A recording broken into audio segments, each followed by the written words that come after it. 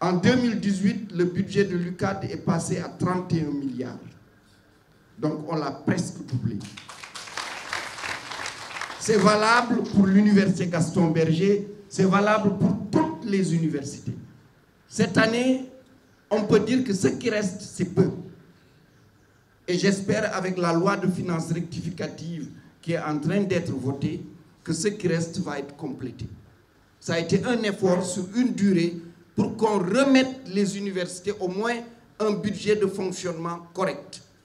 Et ceci s'est traduit dans le budget même du ministère de l'Enseignement supérieur. En 2011, il était de 89 milliards.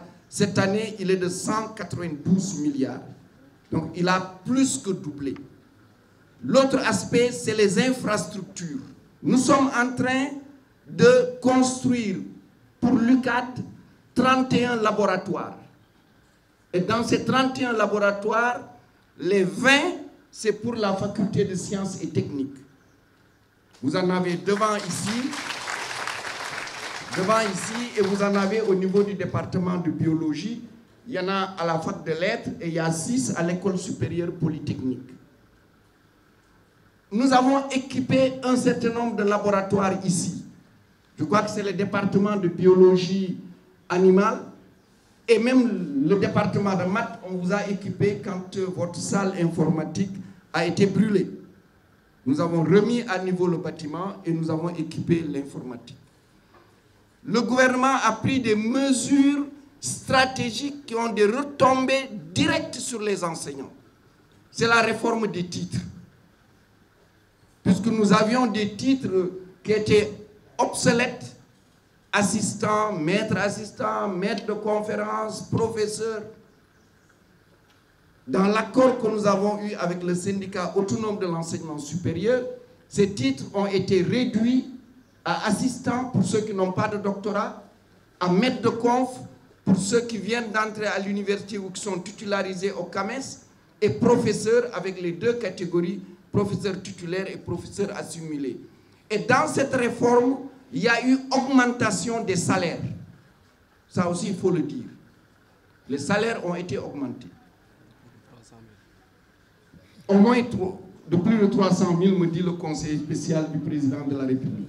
Ensuite, c'est la discrimination positive au niveau des bourses.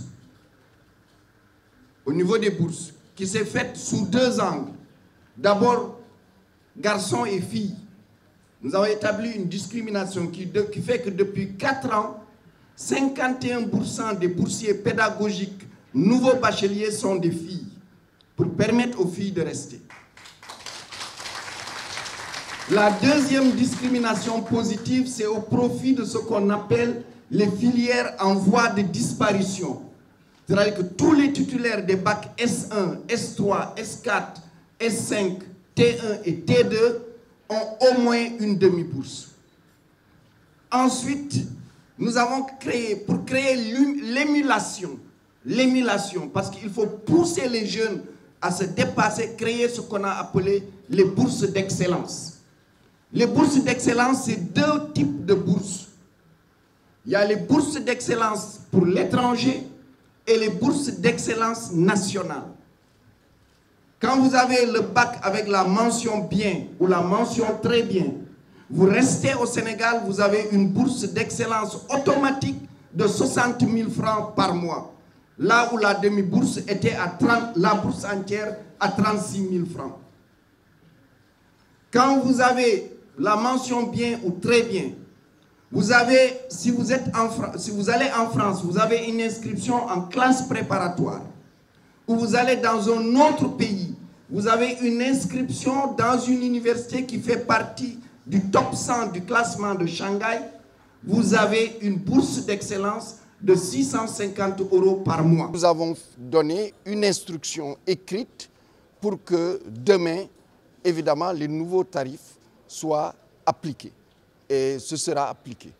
C'est une décision du président de la République qui s'impose évidemment au COUD et au Centre régional des œuvres universitaires de Saint-Louis aux centres régionaux des œuvres universitaires et sociales de Bambey, Thiès et Ziguinchor.